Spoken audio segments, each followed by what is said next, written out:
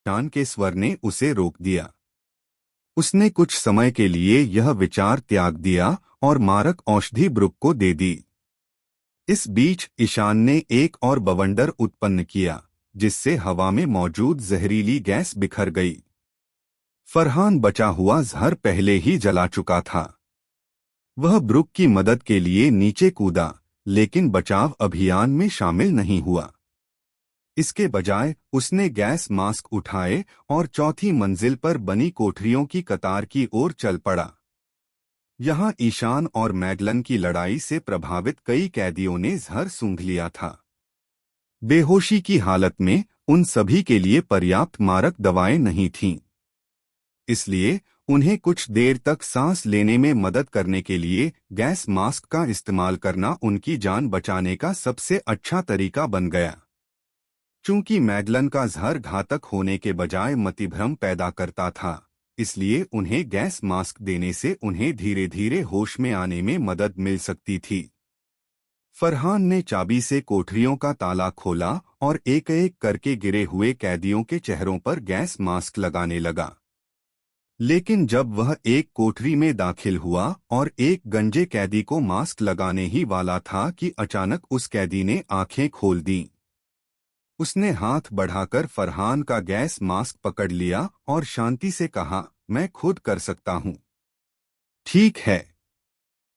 फरहान ने उत्सुकता से गंजे कैदी की तरफ देखा, उसकी दृढ़ता से प्रभावित हुआ, पर कुछ नहीं बोला। वह अगली कोठरी में चला गया। जहां तक गंजे कैदी की बात है, उसने गैस मास्क लगाया और जमीन पर पालथी मारकर बैठ गया। मास्क की आंखों के पास लगे शीशे से वह चुपचाप अपनी कोठरी के सामने मैगलन के निश्चल शरीर को घूर रहा था। अपनी सुविधाजनक जगह से वह उस पेट के घाव को साफ देख सकता था जहां शिरू ने मैगलन को चाकू मारा था।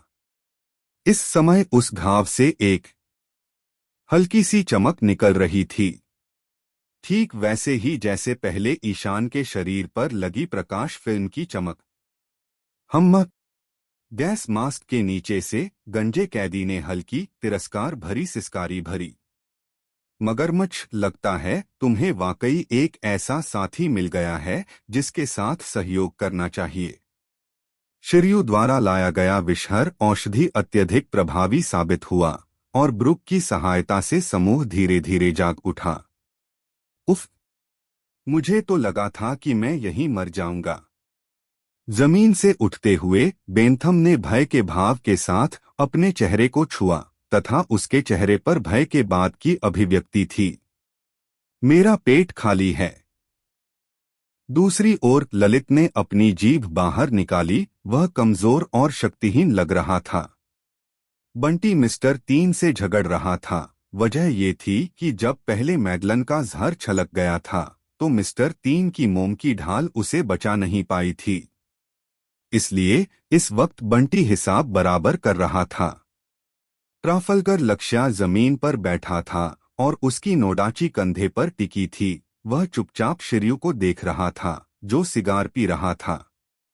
वह व्यक्ति बहुत खतरनाक है, लक्ष्य के पास खड़े उरुगे ने फुसफुसाते हुए कहा। हालांकि वह मारक दवा लाया है, लेकिन सच कहूं तो मैं उस आदमी के साथ नहीं रहना चाहता। जोरो की बात करें तो उसने शिरू की तलवार को गंभीरता से देखा और शिरू ने जोरो की निगाहों को देखते हुए कहा, बच्चे, अगर तुम मरना चाहते हो तो मैं ऐसा करवा सकता हूँ।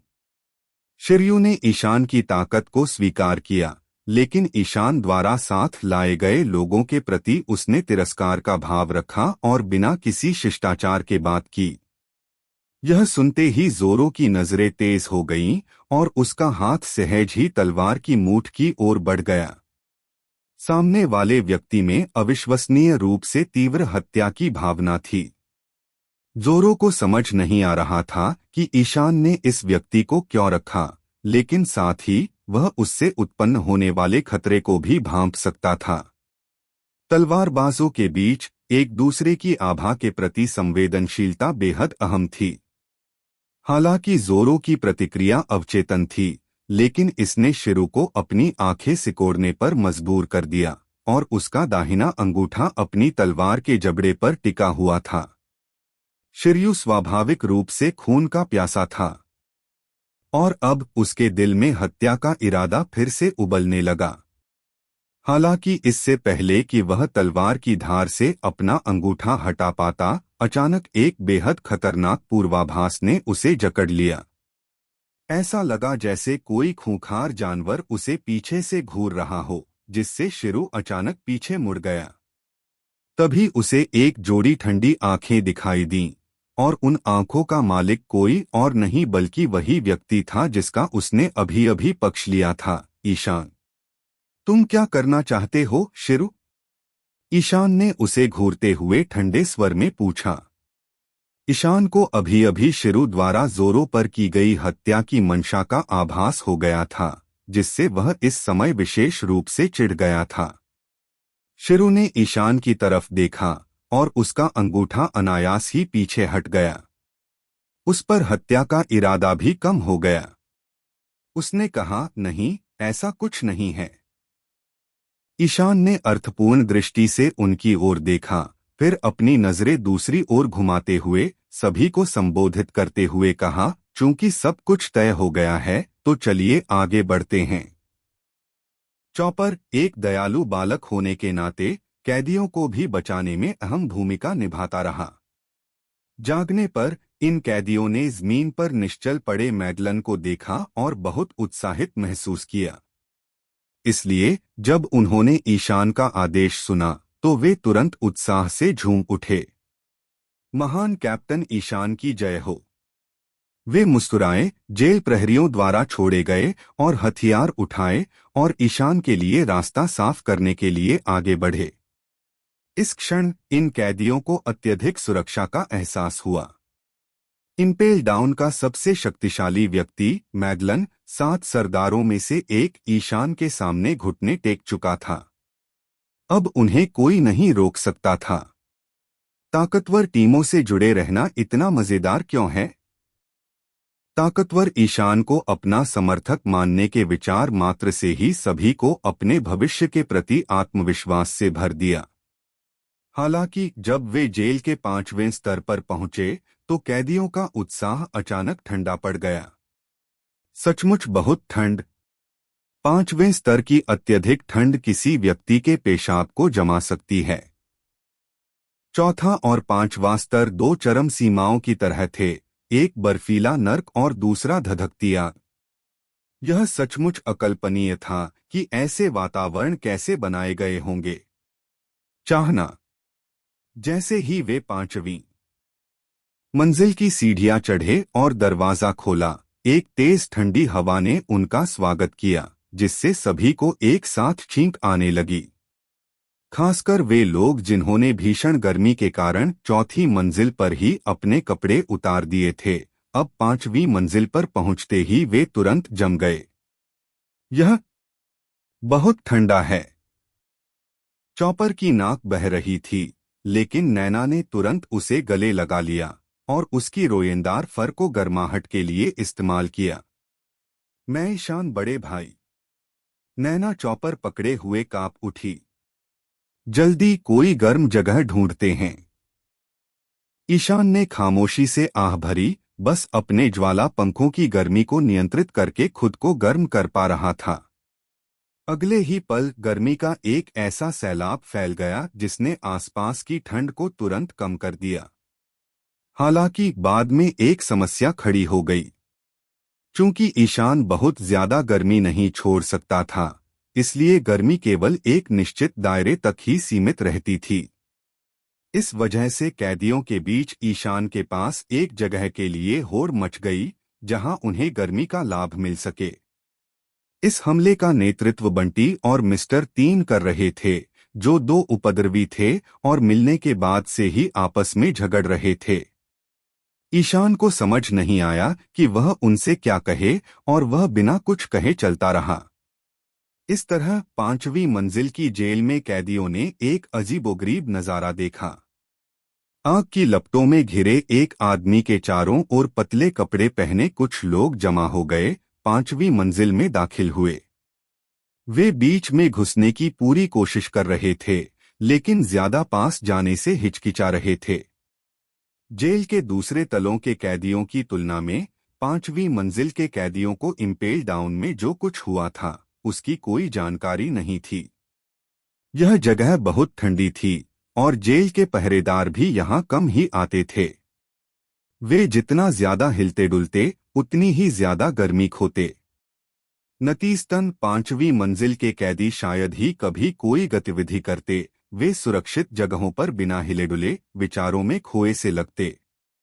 5वें स्तर पर पहुंचते ही यहाँ के कैदियों से उत्पन्न खतरा ऊपर के स्तरों से भी ज्यादा हो गया। इसलिए ईशान ने जल्दबाजी में बाकी कैदियों को रिहा करने का निर्देश नहीं दिया। अगर उसने ऐसा करने के लिए कहा भी होता तो शायद वे उसकी बात नहीं मानते। इस समय कोई भी ईशान का साथ छोड़ने को तैयार नहीं था। यहां तक कि शिरयू भी इस सामूहिक निर्णय का हिस्सा था। शिरु को 6ठे स्तर की जेल से रिहा कर दिया गया था और 4थे स्तर पर जाने के लिए उसे जेल नियंत्रण कक्ष द्वारा नियंत्रित एक विशेष लिफ्ट का इस्तेमाल करना पड़ा। हालांकि यह लिफ्ट ईशान के समूह के लिए सुलभ नहीं थी और गार्ड इसे उनके लिए चालू नहीं कर पा रहे थे। इसलिए उन्हें 6ठे स्तर तक पहुंचने के लिए सामान्य रास्ता अपनाना पड़ा। इस प्रकार समूह ने 5वें स्तर पर बर्फीले तूफान को पार करते हुए 6ठे स्तर तक जाने वाली सर्पिल सीढ़ी की खोज की। हालांकि इस समय ईशान अचानक रुक गया। बाहरी घेरे में बिना तैयारी के कैदी तब तक चलते रहे जब तक उन्हें ईशान का रुकना नजर नहीं आया। जल्दी से पीछे मुड़ते हुए उनमें से एक ने कांपते हुए पूछा, मालिक, आप क्यों रुक गए? आगे लोग हैं। ईशान का एनफील्ड लगातार 5वीं मंजिल की जेल को घेरे हुए था। अभी अभी उसे अचानक आगे लोगों का एक समूह दिखाई दिया। बर्फीले तूफान में ये लोग दिखाई नहीं दे रहे थे, लेकिन ईशान ने भांप लिया कि ये बर्फ से निकल कर आ रहे हैं। तो एक पल के लिए ईशान की उत्सुकता बढ़ गई। क्या यह इवानकोव और अन्य लोग हो सकते हैं? जब ईशान पहले 4थे तल पर था तो भीषण गर्मी में भी उसने अपनी भालू के कान वाली टोपी पहनने की जिद की। वह जानता था कि शायद इवानकोव और बाकी लोग उसे इस खास चीज से पहचान लेंगे। सालों पहले फ्रॉस्ट मून विलेज में अलग होने के बाद से ईशान ने इवानकोव को फिर कभी नहीं देखा था। अब का ईशान पहले से बिल्कुल अलग दिखता था, इसलिए भालू के कान वाली टोपी उसके लिए एक निशानी का काम करती थी। आखिरकार ईशान को तथाकथित ओकामा पैराडाइज में प्रवेश करने का कोई अंदाजा नहीं था और वह बस इवानकोव के उसे ढूंढने का इंतजार कर रहा था। ईशान की निगाहों का पीछा करते हुए समूह ने आगे बर्फीले तूफान को देखा। पहले तो कुछ भी दिखाई नहीं दिया, लेकिन धीरे धीरे परछाइयों का एक ढेर दिखाई देने लगा जो बड़ा होता गया। इससे पता चलता था कि दूसरा समूह आ रहा है। अवचेतन रूप से कुछ कैदियों ने अपने हथियारों पर अपनी पकड़ मजबूत कर ली। क्या ये दुश्मन होंगे? रुको, क्या यहाँ सिर्फ कुछ ही पहरेदार नहीं थे? जब वे इस पर विचार कर रहे थे तभी अचानक तूफान में हंसी की एक गूंज गूंज उठी। एनफुफुफु, ईशान लड़का। आश्चर्य। फिर इवानकोव का आंकड़ा अंततः सभी के सामने प्रकट हुआ। इस एम्पोरियो इवानकोव को देखते ही कई कैदियों को ऐसा लगा जैसे उनकी आंखें बाहर आ जाएंगी। सामने वाले व्यक्ति का चेहरा वाकई बहुत बड़ा था। इसके अलावा चेहरे पर मेकअप भी खूब लगा हुआ था और पलकें भी बहुत लंबी थीं, जो उसे बेहद अजीबोगरीब दिखा रही थीं। इससे भी अधिक हास्यास्पद बात यह थी कि इतनी भारी बर्फबारी में उसने केवल एक लंगोटी, एक केप, पैरों में फिशनेट मोजे पहने हुए थे और बस। प्रति उल्टा इवानकोव ईशान और अन्य लोगों के सामने आया। एक पैर उठाए, दोनों हाथों से अपने लबादे को सहारा देते हुए वह पतली वर्दी पहने कैदियों की तुलना में और भी कम कपड़ों में दिख रहा था। उनके साथ ओकामा पैराडाइज के निवासियों का एक समूह था, जिसमें सुंदर सुंदरियों से लेकर तेजतर्रार लोग तक शामिल थे।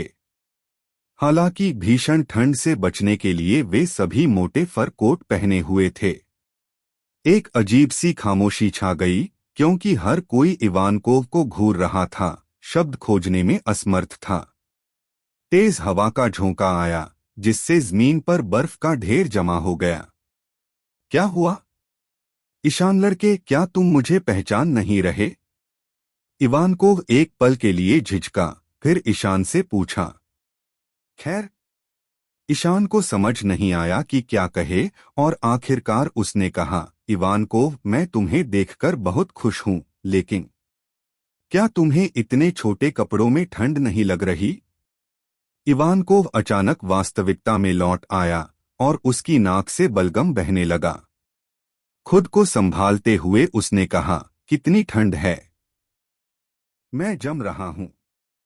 ओकामा पैराडाइज के एक निवासी, जो खरगोश जैसा सूट और धूप का चश्मा पहने हुए थे, ने अपने नथुने खोदे और बिना बोले कहा, लॉर्ड इवानकोव, मैं आपको अधिक कपड़े पहनने के लिए कह रहा था। ईशान को लगा जैसे उसके तरीके में कुछ गड़बड़ है। इवानकोव की शक्ल देखकर उसका मन कर रहा था कि वो अपने चेहरे पर हाथ मार ले। आप इतने लंबे समय से बर्फीले तूफान में चल रहे हैं, और अब आपको एहसास हुआ है कि यह ठंडा है। असहाय होकर ईशान को उसके पास जाना पड़ा और मुस्कुराते हुए कहा, इवानकोव, बहुत समय हो गया। तुम्हारी लपटें कितनी गर्म हैं। इवानकोव ने मानो किसी अलाव के पास खड़े होकर ईशान के जलते पंखों से अपने हाथ गर्म करने के लिए हाथ बढ़ाया। फिर वह मुस्कुराया और ईशान से बोला, हाँ, वो प्यारा सा ईशान लड़का बड़ा हो गया है। मैंने कभी नहीं सोचा था कि तुम ही एक दिव्य ड्रैगन को मारकर 7 सरदारों में से एक बनोगे। जब मैंने खबर देखी तो मुझे लगा कि यह कोई ऐसा ही नाम वाला होगा। जोरो थोड़ा हक्का बक्का सा ईशान और इवानकोव को पुरानी यादें ताज़ा करते देख रहा था। उसे यह भी समझ आ गया कि इवानकोव ईशान को बचपन से जानता था, यानी फ्रॉस्टमून विलेज में रहते हुए। लेकिन उसे इस व्यक्ति का कोई अंदाजा क्यों नहीं था? कुरिना भी इवानकोव और उसके समूह से कभी नहीं मिला था। जब कुणाल और इवानकोव इशिन डोजो आए तो वे चुपचाप आए और जल्दी से चले गए। अगर ईशान संयोग से उनसे न मिला होता तो शायद वे एक दूसरे से चूक जाते। नैना चॉपर को गोद में लिए फरहान की तरफ मुड़ी और बोली, ये तो तुमसे भी ज्यादा बिगड़ैल है। कम से कम तुम ऊंची एड़ी के जूते तो नहीं पहनते। फरहान को नैना से बहस करने की जहमत नहीं उठानी पड़ी। इस वक्त उसके सिर के बालों का गुच्छा जमकर नीचे झुक गया था। दूसरी ओर बॉनक्ले उत्साह से कांप रहा था और इवानकोव को घूर रहा था। ब्रुक ने उसकी उत्तेजना देखी और खुद को रोक नहीं पाया। यह कौन है? वह चमत्कारी व्यक्ति है जिसने कभी दुनिया में मोक्ष की किंवदंती छोड़ी थी, ओकामा की सबसे शक्तिशाली रानी इवानकोव। बॉनक्ले की आवाज कांप उठी, मैं आखिरकार उससे मिल ही गया। तभी ईशान को भी बेंथम की याद आ गई। उसने उसे बुलाने के लिए हाथ हिलाया और इवानकोव का उससे परिचय कराने का इरादा किया। उत्साहित होकर बेंथम बैले डांस के साथ आगे बढ़ा। लक्ष्य और उरुगे एक साथ खड़े होकर हाथों को एक दूसरे पर रखकर यह दृश्य देख रहे थे। कमाल है। मैंने कभी नहीं सोचा था कि यह सचमुच ओकामा की महान रानी है। उरुगे मुस्कुराया, मैंने उसके बारे में कहानियां सुनी हैं। मैंने सुना है कि वो एक डॉक्टर भी है। लक्ष्य ने अपने सिर पर अपनी रोएदार टोपी ठीक की। उसे काफी उलझन महसूस हो रही थी। वो खुद को उस जमाने के अपने एम्बर लेड पॉइजनिंग के बारे में सोचने से रोक नहीं पाया। अगर रोजिनेंटे उस जमाने में ओकामा की इस रानी को ढूंढ पाती तो शायद हालात कुछ और होते। पीछे बैठे शिरू की बात करें तो वह अचानक थोड़ा अनिश्चित सा लग रहा था। उसने अपने सिगार से लगातार कुछ कश लिए और बर्फीले तूफान के साथ मिलकर घने धुएं ने शिरू की निगाहों को ढक लिया। अरे, इवानकोव मरा नहीं है, शिर्यू ने मन ही मन सोचा, और लगता है ईशान उसे जानता है। वह रिवॉल्यूशनरी आर्मी का सदस्य है। क्या इसका मतलब? हालांकि शिर्यू को मैगलन ने कई वर्षों तक कैद रखा था, वह कभी इम्पेल डाउन का मुख्य जेलर था। उसे इवानकोव की कैद के बारे में पता था। जब विश्व सरकार ने इवानकोव को गिरफ्तार किया तो उन्हें पहले से ही उसके क्रांतिकारी सेना से जुड़े होने का संदेह था। हालांकि महत्वपूर्ण सबूतों के अभाव और उस समय इवानकोव के काम्बक्का साम्राज्य की रानी होने के कारण वे उसे गिरफ्तार करने और इम्पेल डाउन के 5वें स्तर पर भेजने के लिए केवल एक निराधार आरोप का ही इस्तेमाल कर सकते थे।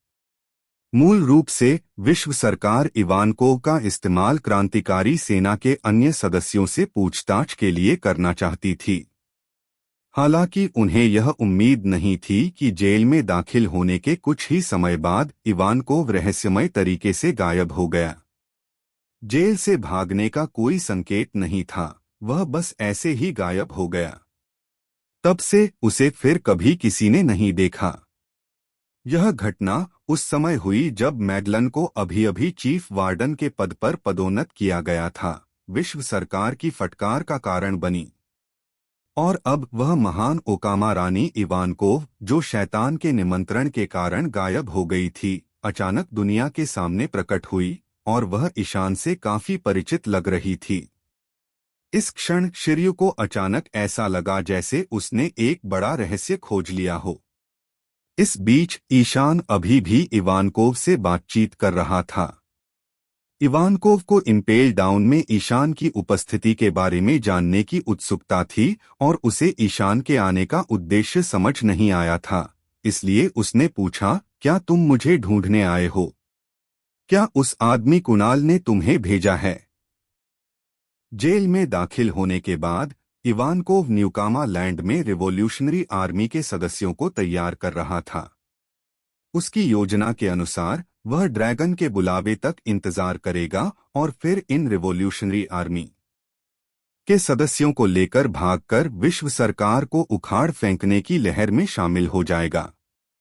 हालांकि ईशान के आने से उसकी योजना में खलल पड़ गया। इवानकोव को अखबारों के जरिए पता चला कि ईशान शिचिबुकाई बन गया है। उसे यकीन था कि कुणाल ने ही ईशान को उसे ढूंढने भेजा है। क्या यह हो सकता है कि ड्रैगन तैयार हो? इवानकोव ने सोचा। लेकिन उसे यह नहीं पता था कि ईशान पहले ही क्रांतिकारी सेना का सदस्य बन चुका था। इवानकोव, मुझे तुम्हें कुछ बताना है। ईशान मुस्कुराया और बोला, दरअसल मैरी जॉयस वाली घटना के बाद कुणाल ने मुझे आधिकारिक तौर पर रिवॉल्यूशनरी आर्मी में शामिल होने के लिए प्रेरित किया था। अब मैं भी रिवॉल्यूशनरी आर्मी का सदस्य हूं। क्या? इवानकोव ईशान की बात सुनकर एकदम से चौंक गया, उसे अविश्वास से देखने लगा। तुम भी हमारे साथी हो।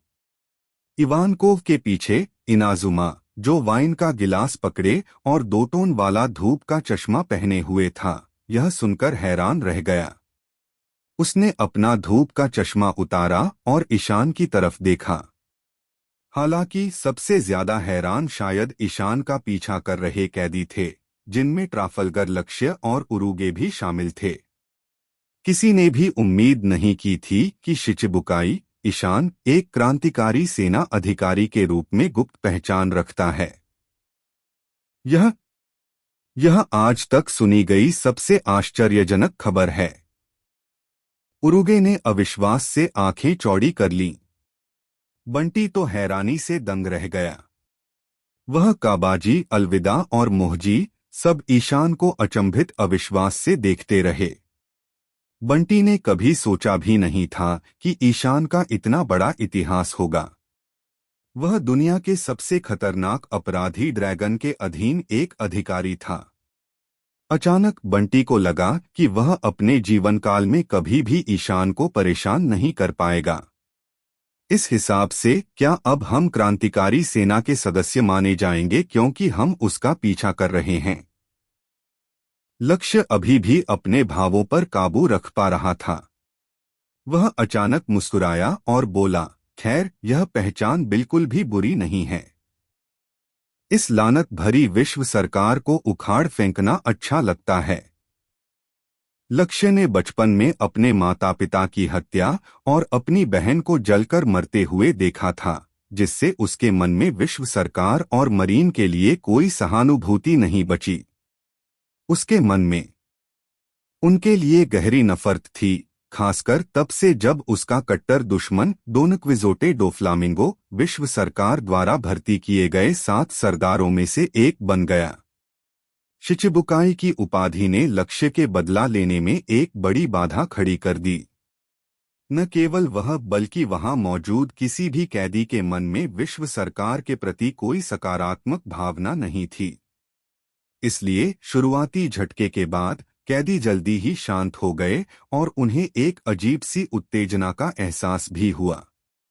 ड्रैगन के गुप्त दृष्टिकोण के कारण क्रांतिकारी सेना हमेशा जनता के लिए रहस्यमय रही है। हालांकि बहुत से लोग क्रांतिकारी सेना के अस्तित्व से वाकिफ हैं, लेकिन उन्होंने वास्तव में इसके किसी भी सदस्य को कभी नहीं देखा है। हालांकि जब कैदियों की नज़र में अविश्वसनीय रूप से शक्तिशाली शिचिबुकाई ईशान ने खुद को क्रांतिकारी सेना का सदस्य घोषित किया, तो कैदियों को अप्रत्याशित रूप से गर्व का अनुभव हुआ। वाह, वो न सिर्फ एक शिचिबुकाई है बल्कि एक क्रांतिकारी सेना का अफसर भी है, विश्व सरकार का सबसे बड़ा दुश्मन। इतना बड़ा नामचीन व्यक्ति अभी कुछ देर पहले ही हमारे साथ गर्मजोशी से पेश आ रहा था। अरे, हम इस बात पर जीवन भर गर्व कर सकते हैं। कैदियों के चेहरे पर शुरुआती हैरानी की जगह अब जीवंत और उत्साह भरी निगाहें आ गईं। ईशान ने सहज ही यह दृश्य देखा और मन ही मन मुस्कुराए बिना न रह सका। उन्होंने ऐसी प्रतिक्रिया की आशंका जताई थी, यही कारण है कि इवानकोव से बात करते समय उन्होंने इसका उल्लेख करने में संकोच नहीं किया। जहां तक शिर्यू की बात है, ईशान ने भी उसकी उदास निगाहों को देखा और वह उपहास करने से खुद को नहीं रोक सका। वह जानता था कि शिर्यू को शायद अपने पिछले निर्णयों पर पछतावा हो रहा होगा। यह जानकर कि ईशान एक क्रांतिकारी सेना का अधिकारी है, शिर्यू को समझ आ गया कि वे दोनों एकमत नहीं थे। उसने अपने साथ जुड़ने के लिए गलत व्यक्ति को चुन लिया था। ईशान ने अनुमान लगाया कि यह व्यक्ति शायद बाहर निकलने की रणनीति पर विचार कर रहा है तथा इम्पेल डाउन को छोड़ने के बाद अलग होने की योजना बना रहा है। लेकिन हे अलग रास्ते। खैर, उसे पहले इम्पेल डाउन छोड़ना होगा। जब शिरु स्थिति बदलने के बारे में सोच रहा था, तब ईशान ने भी उसके प्रति जानलेवा इरादे बना लिए थे। इवानकोव को यह खबर पचाने में काफी समय लगा। तो क्या इसका मतलब है कि तुम्हें ड्रैगन ने यहां भेजा है? इवानकोव ने पूछा। आखिरकार सिर्फ ड्रैगन ही जानता है कि मैं अभी जिंदा हूं। न्यूकामा पैराडाइज पहुंचने के बाद इवानकोव ने एक बार ड्रैगन को संदेश भेजने का तरीका खोज लिया था और अब क्रांतिकारी सेना में केवल वह ही जानता था कि इवानकोव जीवित है और संगठन के लिए सदस्यों की सक्रिय रूप से भर्ती कर रहा है। अब चूंकि ईशान रिवॉल्यूशनरी आर्मी का सदस्य था और अचानक इम्पेल डाउन में प्रकट हुआ, इवानकोव आश्चर्यचकित हुए बिना नहीं रह सका। नहीं, मैं जयदेव के लिए आया हूं। ईशान ने सिर हिलाया और कहा, व्हाइटबर्ड और मरीन के बीच युद्ध शुरू होने वाला है और जयदेव एक बड़ी ताकत साबित होगा। लेकिन इवानकोव, यह मौका बहुत कम मिलता है। मेरे साथ आओ। ठीक है, मैं तो यही सोच रहा था। इवानकोव ने सिर हिलाया। मैंने बहुत दिनों से ड्रैगन नहीं देखा है। शायद मुझे बाहर जाकर देखना चाहिए कि क्या हो रहा है। ईशान और इवानकोव को बार बार ड्रैगन का नाम लेते सुनकर बगल में खड़ा ललित अपनी नाक रगड़ने से खुद को रोक नहीं पाया और बोला, तुम लोग मेरे पिता के बारे में क्यों बात करते रहते हो? वह अब कहाँ है? हाँ, तुम्हारे पिता? इवानकोव दंग रह गया जब उसने ललित की बात सुनी। ईशान भी थोड़ा रुका, पर फिर उसे याद आया। ललित ने शायद वाइस एडमिरल गोपाल से अपने पिता के बारे में सुना होगा जब वे वाटर कैपिटल में थे। इसलिए ईशान ने उसके माथे पर थपकी दी और इवानकोव से उसका परिचय कराया। ठीक है ईवा, यह ललित है, स्ट्रॉ हैट पायरेट्स का कैप्टन। वह साबो का भाई है और ड्रैगन का बेटा भी। ऊह, उसके पिता ड्रैगन हैं। ईवा ने जानबूझकर सिर हिलाया, लेकिन फिर अचानक उछल पड़ी। क्या? ड्रैगन का बेटा? उफ!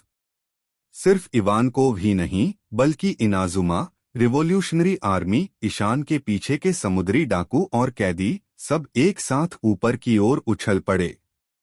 वह क्रांतिकारी ड्रैगन का बेटा। बंटी अब ललित की ओर देखते हुए लगभग घुटनों के बल बैठ गया।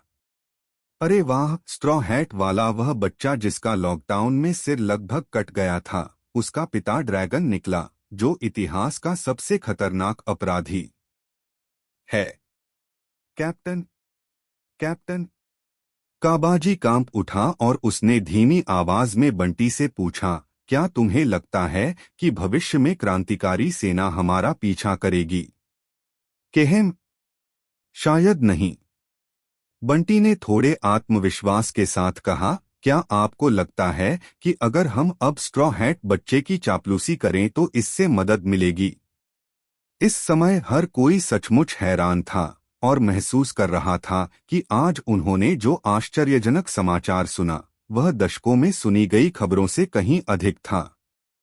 नैना और बाकी लोग अब भी ठीक थे, उन्हें पानी की राजधानी में सदमा लगा था।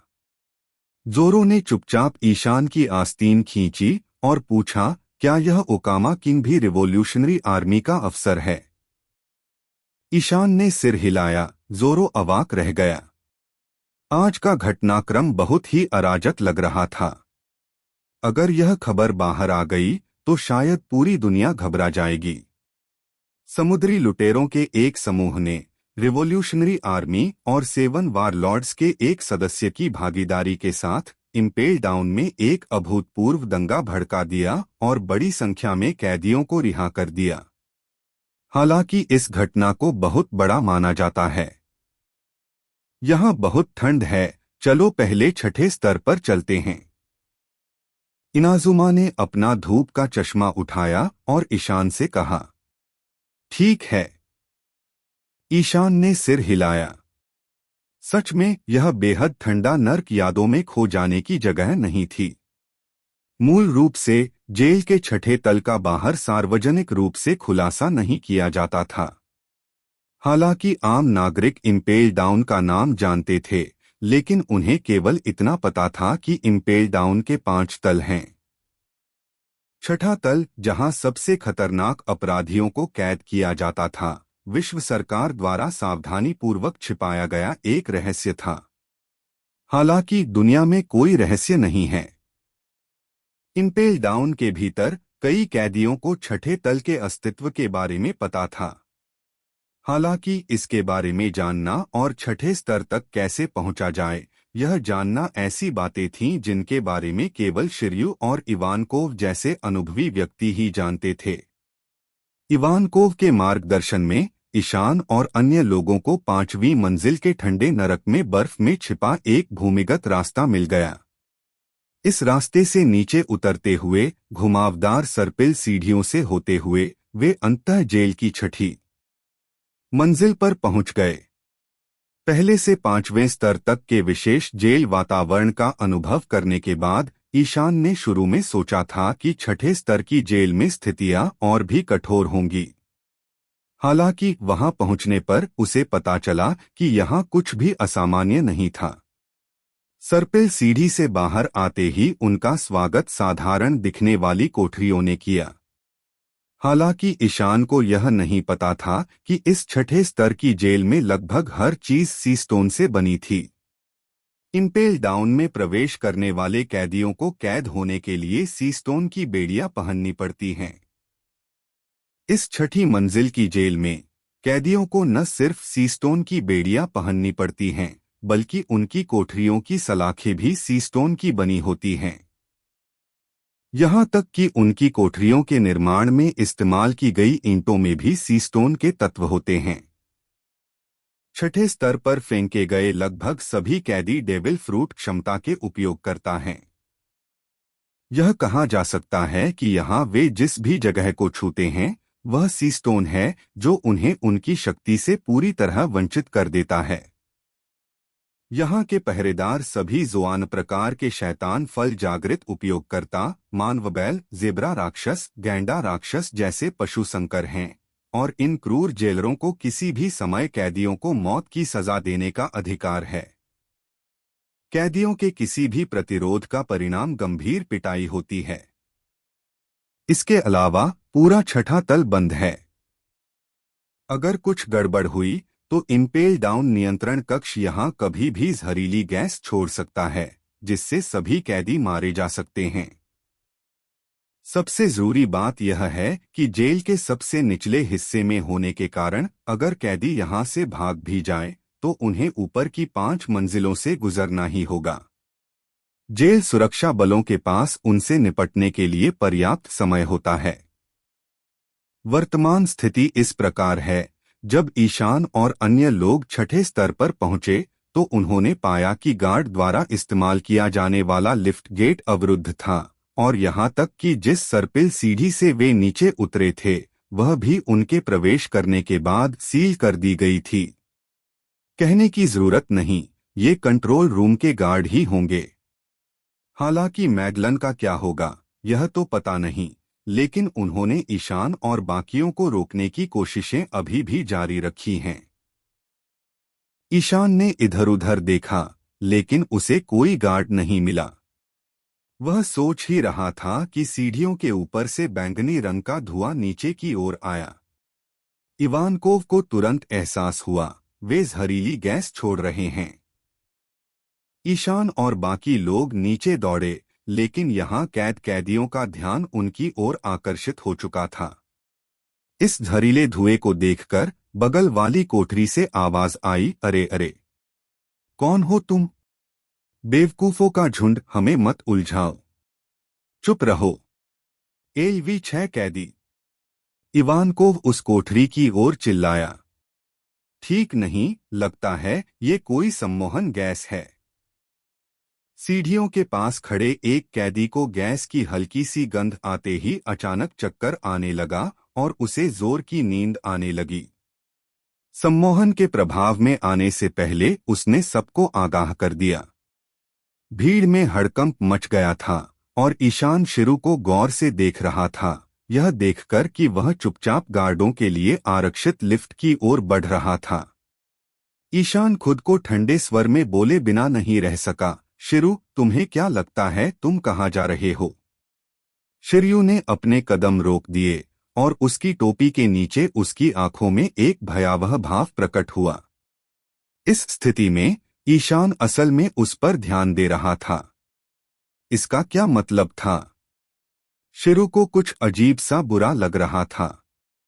यह पता चलने पर कि ईशान भी क्रांतिकारी सेना का सदस्य है, शिरयू को एहसास हुआ कि अब वे एक ही पक्ष में नहीं हैं। फिर भी वह ईशान का पीछा करते हुए जेल की छठी मंजिल तक पहुंच गया। वजह यह थी कि मैगलन को चाकू मारने के बाद शिरयू के पास वापस लौटने का कोई रास्ता नहीं था। जेल के पहरेदारों ने निगरानी फुटेज के जरिए उसकी विद्रोही हरकतें पहले ही देख ली थीं। इसलिए वह भागने के लिए ईशान के जहाज का इस्तेमाल करना चाहता था। जहां तक जाने के बाद क्या होगा यह तो आसान था। वह किसी भी समय भागने का रास्ता ढूंढ सकता था। हालांकि अभी-अभी पहरेदारों द्वारा छोड़ी गई सम्मोहन गैस ने उसे एहसास दिलाया कि इन लोगों का पीछा करते हुए वह अभी भी खतरे से नहीं बच पाया है। ईशान को जहर का डर नहीं था, लेकिन इसका मतलब यह नहीं था कि उसे सम्मोहन गैस का डर नहीं था। अगर यहाँ सभी को बेहोश कर दिया जाए तो वे सभी एक साथ पकड़े जाएंगे। शिरु ईशान के साथ मरना नहीं चाहता था, इसलिए वह पहरेदारों की लिफ्ट के पास गया ताकि कोई रास्ता मिल सके। उसे याद आया कि हन्याबल को गिराने के बाद उसने उसे लिफ्ट के पास छिपा दिया था। शायद हन्याबल के पास गैस मास्क या कुछ और था। हालांकि जैसे ही वह आगे बढ़ा, ईशान ने उसे देख लिया। इस अफरातफरी के बीच ईशान अपनी तलवार की मूठ पकड़े हुए शिरयू को ठंडेपन से घूर रहा था। ईशान की निगाहों के नीचे शिरु ने अपने सिगार के 2 कश लिए और अंत में उसने अपने हाथ फैला दिए, यह संकेत देते हुए कि वह कोई लापरवाही नहीं करेगा। उसे लगा कि शायद उसके आत्मसमर्पण से ईशान की वह सावधानी दूर नहीं हुई है जिसकी वजह से वह इतना सतर्क हो गया था। बेहतर होगा कि अभी ईशान की मर्जी के मुताबिक काम किया जाए और कोई भी अतिरिक्त कदम उठाने से बचा जाए। निश्चित रूप से जब ईशान ने उसकी हरकतें देखीं तो उसने ठंडी सांस ली और तलवार के हैंडल पर से अपनी पकड़ ढीली कर दी। कैदी अब खुद को बचाने का कोई रास्ता ढूंढ रहे थे। उन्हें इस बात का अफसोस हो रहा था कि जब उन्होंने मैगलन को ईशान द्वारा गिराते देखा तो वे गैस मास्क नहीं लाए थे। उन्हें लगा था कि उन्हें इसकी जरूरत नहीं पड़ेगी, लेकिन अचानक उन्हें यहाँ सम्मोहनकारी गैस मिल गई। सौभाग्य से ईवा ने त्वरित प्रतिक्रिया दी और कहा, इनाजुमा मदद करो। कैंची फल क्षमता का प्रयोग करने वाले इनाजुमा ने तुरंत अपने हाथों को 2 लंबी कैंचियों में बदल दिया और जमीन पर काटने लगे, मानो कपड़े की पट्टियां काट रहे हों। जाओ। अपने हाथ की एक लहर से इनाजुमा ने जमीन के कटे हुए हिस्सों को उठा लिया और उन्हें सर्पिल सीढ़ी के चारों ओर कसकर लपेट दिया। सम्मोहनकारी गैस अब फैल नहीं रही थी, जिससे सभी का तनाव दूर हो गया। छठे तल पर मौजूद कैदी भी अपनी कोठरियों से यह दृश्य देखकर स्तब्ध रह गए। इस समय सभी ने ईशान को अचानक जोर से चिल्लाते हुए सुना, जयदेव। एक कोठरी में समुद्री शूरवीर जयदेव, जो पहले दीवार पर बंद था और बाहर हो रहे शोरगुल पर ध्यान नहीं दे रहा था, ने यह तेज आवाज सुनकर आश्चर्य से अपना सिर उठाया। एक जानी पहचानी आवाज। जयदेव हैरान हुआ, यह ईशान की आवाज है। अगले ही पल जयदेव ने भी अपनी कोठरी से जोर से जवाब दिया, भाई ईशान, मैं आ गया। जयदेव के लिए इम्पेल डाउन में ईशान का आना काफी चौंकाने वाला था। उन्होंने कभी उम्मीद नहीं की थी कि ईशान आकर उन्हें बचा लेंगे। फिर भी जिन्बे खुश था। जब उसे मरीन से अनिवार्य सम्मन मिला और वह मरीन मुख्यालय गया तो सेनगोकू ने उसे मरीन और व्हाइट बियर्ड के बीच युद्ध की जानकारी दी। जयदेव फिशमैन द्वीप का प्रतिनिधित्व करने वाले एक सरदार के रूप में विश्व सरकार द्वारा फिशमैन और मनुष्यों के बीच नस्लीय तनाव को कम करने और फिशमैन के लिए अधिक रहने की जगह सुनिश्चित करने के स्पष्ट मिशन के साथ नियुक्त किया गया था। परिणामस्वरूप वह हमेशा विश्व सरकार के आदेशों का पालन और सहयोग करता रहा था। सेनगोकू ने शुरू में सोचा था कि जयदेव मरीन और व्हाइटबर्ड के बीच युद्ध का समर्थन करेंगे, लेकिन उसे हैरानी हुई कि जयदेव कट्टर निकले। जयदेव के इस कड़े रुख के पीछे 2 मुख्य कारण थे। पहला, व्हाइटबियर्ड का फिशमैन द्वीप के प्रति पक्षपात था। दूसरा, जयदेव मरीन और व्हाइटबियर्ड के बीच युद्ध के परिणामों से अच्छी तरह वाकिफ थे। नतीजा चाहे जो भी हो, इससे पूरी दुनिया में उथल-पुथल मच जाएगी। इसलिए जयदेव ने इसका कड़ा विरोध किया और एक सरदार के रूप में मरीन के लिए लड़ने से इनकार कर दिया। इससे अंततः फ्लीट एडमिरल सेनगोकू क्रोधित हो गए, जिन्होंने व्यक्तिगत रूप से हस्तक्षेप किया, जयदेव को पकड़ लिया और उसे इम्पेल डाउन में फेंक दिया। एक सरदार होने के बावजूद जयदेव को इम्पेल डाउन में यातना और दुर्व्यवहार